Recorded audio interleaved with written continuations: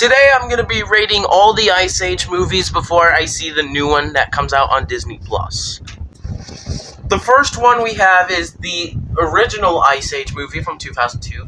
I gotta say, this is a work of art, so I give it a 10 out of 10. The next movie we have is Ice Age the Meltdown from 2006. I gotta say, it was better than the first, so I give it a 9 out of 10.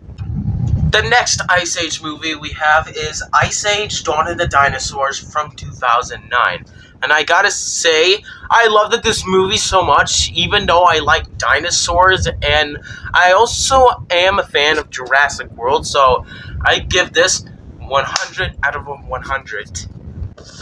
The next Ice Age movie we have is Ice Age Continental Drift from 2012. And I gotta say, the movie was bullshit. The reason why the movie is bullshit is because I hate pirates, so I give this a 1 out of 10. The last movie we have is Ice Age Collision Course from 2016. And the movie is also bullshit.